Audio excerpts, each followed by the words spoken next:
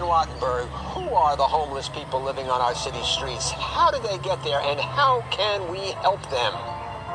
Joining us to sort through the conflict and the consensus are sociologist Christopher Jenks of Northwestern University and author of the new and widely acclaimed book, The Homeless; Alice Baum, co-author of A Nation in Denial, The Truth About Homelessness, and a substance abuse counselor who has worked with the homeless; Douglas Besheroff of the American Enterprise Institute and author of Recognizing Child Abuse; and Heather McDonald, contributing editor of the City Journal and affiliated with the Manhattan Institute.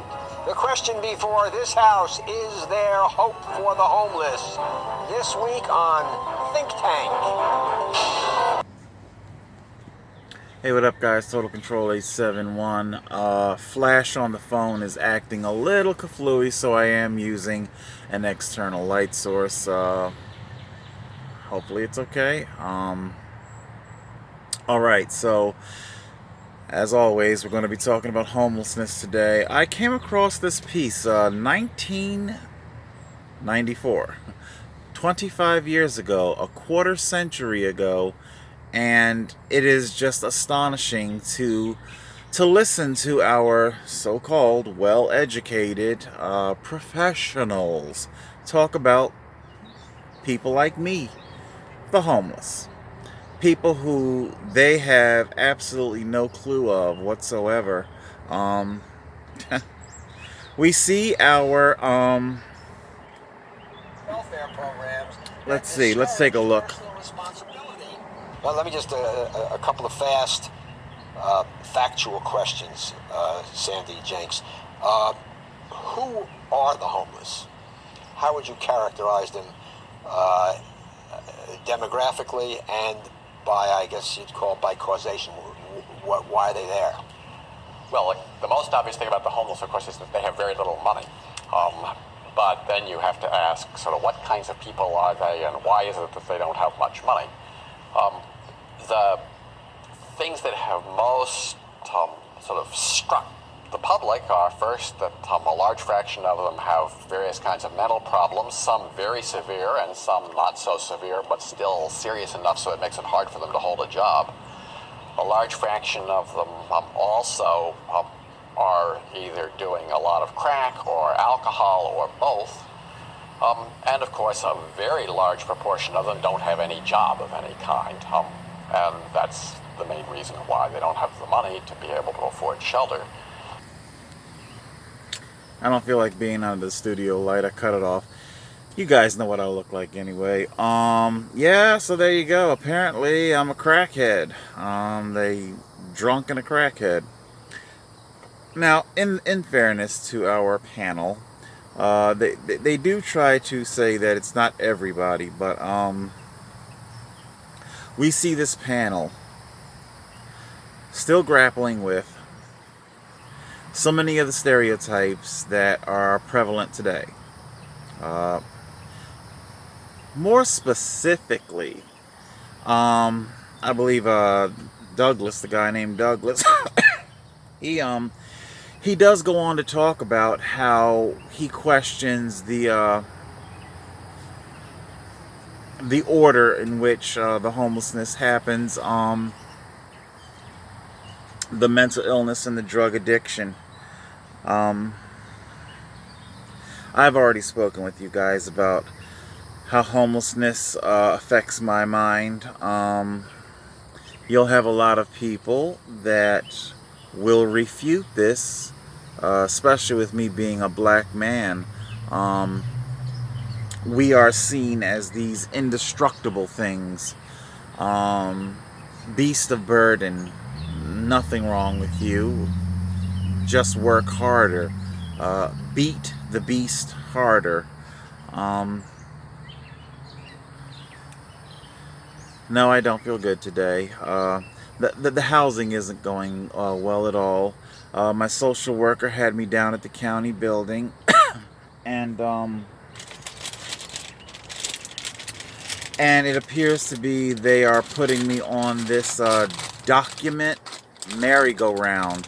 The excuse this time was that they needed more bank statements and a more detailed version of my housing voucher.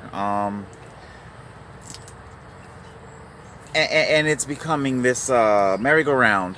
So when I gave them my original batch of bank statements, it was for 4 months. I think they asked for 3, gave them 4 of everything that was current, meaning that I, excuse me, that I could print out. Excuse me, I gotta put this holes in. How the hell do I open it? You know, I tell you, when I buy the stick of holes, you know, like a stick, I'll eat them all and then be like, wow, I still need some more. But then when I buy the bag, I only go through about half the bag, and the remaining holes turn into syrup, you know, and the wrappers, they get sticky. Anyway, merry-go-round documents. So like I gave them May and June, which was not available first time. So like the next time I go down there, they'll be like, okay, well, we need July's bank statement. You know, I can't give them July now. We're still in July. All of these bank statements, they all say the same thing. That I go to the market every single fucking day. Okay? I don't have a refrigerator. The ice chest, especially in July and August, that's going to take like 5 bags every other day. That's a $1.50 a bag.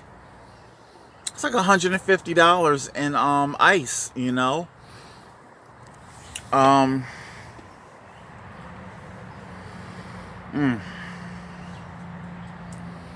Homelessness. They're talking about homelessness. What causes it? And everybody just keeps glossing over. I don't want to make excuses for every last single homeless person that's out there. You are going to have people that that self-destruct. There's so much more. I'm going to link that down below. It's very interesting to listen to how people were thinking about homelessness 25 years ago versus today. How very little has changed. What I want to switch to now is what happens when they do allocate money for homelessness. What do they do with that money exactly? Okay, apparently this man has absolutely no lung capacity to enunciate his words. So you're just going to have to turn your volume up and listen very, very closely. It's like he can barely speak.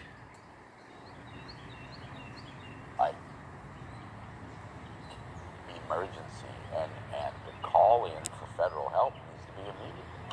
We cannot leave 44,000 people on our streets without putting all of us in danger. So I want to delve into that a little bit more in just a second, but I want to sort of get your take on what this money is actually going to do, because you do know. So 124 million is going to do what? How many people is it going to house, and is that going to make a difference? I saw something about 1,900 more shelter beds. The rest, I asked for specifics from the mayor's office. It was hard to get specifics. It's allotted in several different areas, but if we continue on the path that we're on and the pace that we're on, let's say $527,000 per unit per person, we'll only get 235 units of housing. If we were to take the 124 million and do a sprung structures like the one going up behind the U.S. Commission, we could put up 7,500 people immediately off the streets, with half of it with sprung structures. That's 120 bunks, air conditioned, heat, and case management. And we could take the other half, as Catherine Barger has proposed, and we could do home ownership in mobile homes, 3 bedrooms, for 1,280 people. So is it 121 or 235 people we get off the streets, or is it multiple times Back that up for you. Listen to his numbers. Of it with sprung structure, 24 million, and do a sprung structures like the one going up behind Union Rescue Mission. We could put up 70. We could get 70 to one. $527,000 per unit per person. We'll only get 235 units of housing. Did you hear that? If we were to do it, several different areas, but if we continue on the path that we're on and the pace that we're on, let's say $527,000 per unit per person, we'll only get 235 units of housing. If we were to take the 124 million and do a sprung structures like the one going up behind the Union Rescue Mission, we could put up. Okay, so if you're listening closely, if you can hear him, I mean, my God, it's like, maybe that's why you're talking so low, because you know what you're saying is like ridiculous bullshit. He just said of the $124 million allocated to fight homelessness, according to his numbers, it would cost over $500,000 per person to house people like me. Where the hell did you get this number from? And the sprung bedding, cots, okay, I don't know where he gets the sprung shit from. I've never heard that terminology before. I'll link this down below. And he, later in this, he even goes on to say that the cots, the fucking cots like mine, $10,000.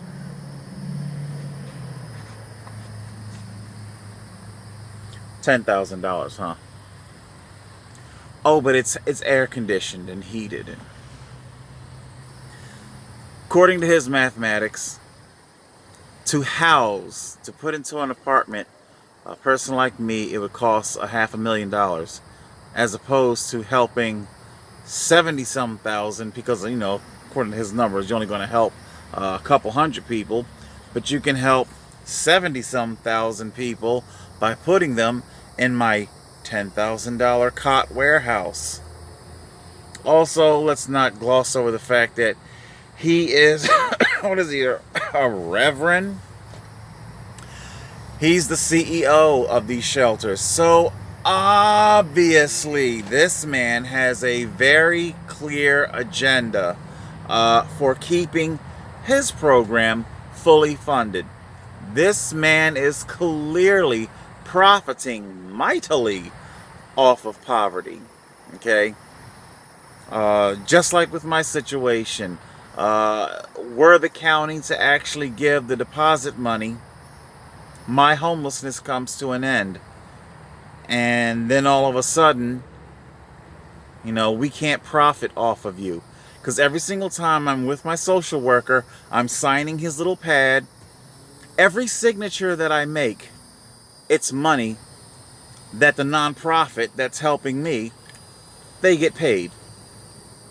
I can't help but wonder, of all the signatures that I've done, how much of each of those signatures, how far past $2,000 that I currently need, how much money have they profited from? Okay? Now don't get me wrong. My social worker helps me a great deal. Although the caveat that I give to this is that the bureaucracy was made incredibly difficult. Okay? You shouldn't need social workers just to find a place to live, okay? It shouldn't have to be this hard.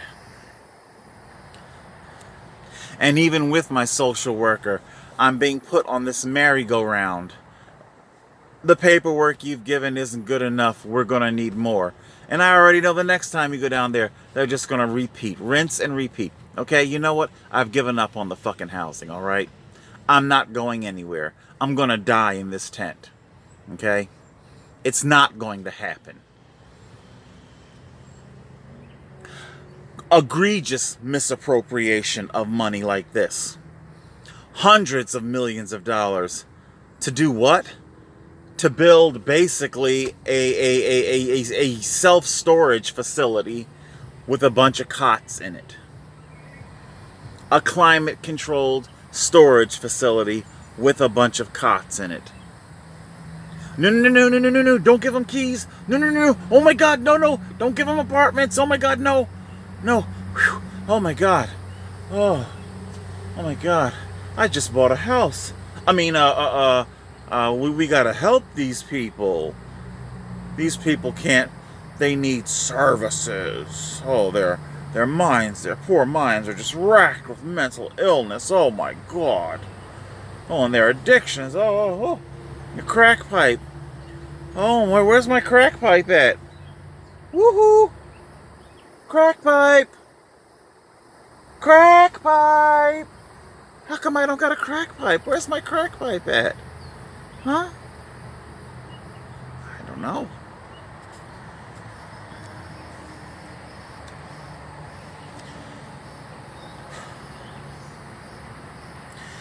There's another one too. I know I'm running short on time here. I don't even know how this phone is even functioning. I don't know if you can see me, can't see me. Am I in focus, out of focus? I have no fucking idea. I saw another one on here. Another nonprofit and another CEO of the nonprofit touting their wonderful success. We help the homeless. Pathway to getting housed is how they're saying it. And what is this pathway? Well, we round them all up, give them garbage bags, and tell them to clean up the garbage. Now, granted, because you guys know I'm fair, square, honest, a great deal of the garbage does get created by the homeless encampments, okay? So, point for them, okay? Not everybody has the wherewithal to keep your fucking garbage on the goddamn, wow, is this thing focusing? It's not. See, I gotta tap it. I think the focus is manual. Oh my God. I thought this battery was fully charged too. Am I now in focus? I don't know.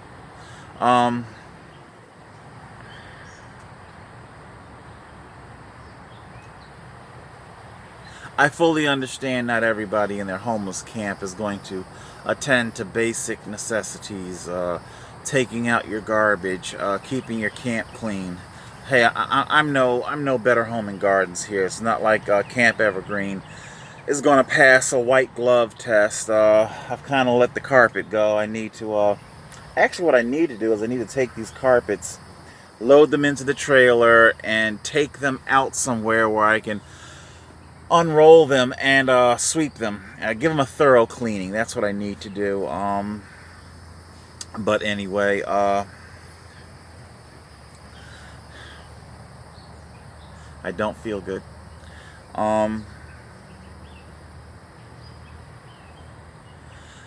I fully understand. This program pays people up to, emphasis on the word up to, $135 a week.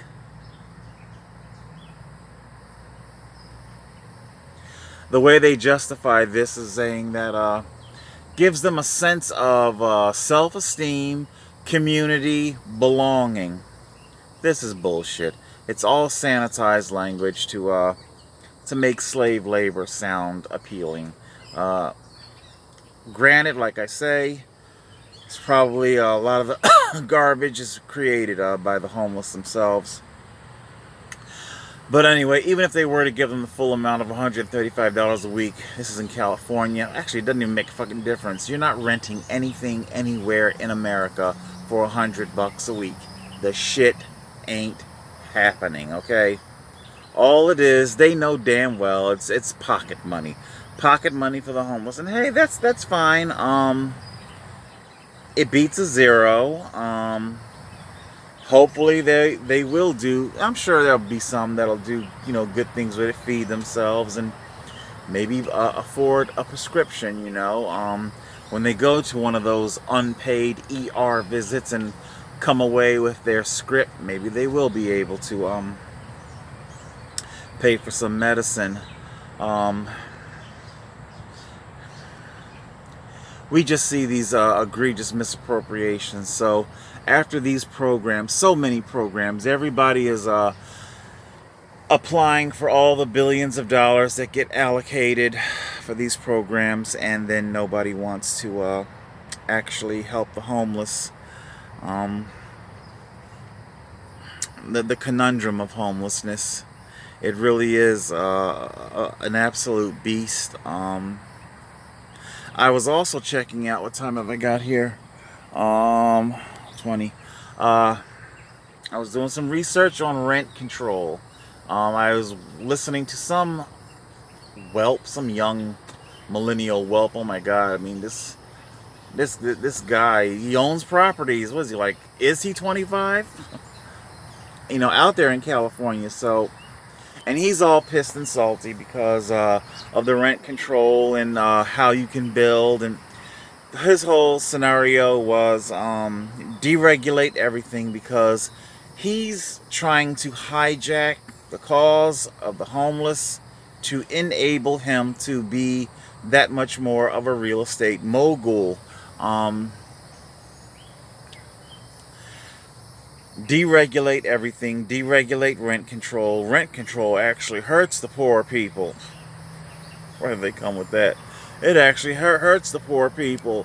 You because nobody's got an incentive to build more units. Okay, you can build more units. You can do what you want. You just simply can't price gouge. As I listened carefully, you know, I was willing to hear his side of the story. I'll link him too. What I came away with at the end of his segment was that rent control is a hell of landlords' own making. You allowed greed and human avarice to run amok, which then forced the hand of the government to rein in the real estate oligarchs. Apparently, they ran amok too far, having pain. I don't feel good. The housing's not going to happen, and I'm going to die alone in this tent forever. So that's where I'm at today. Total Control 871.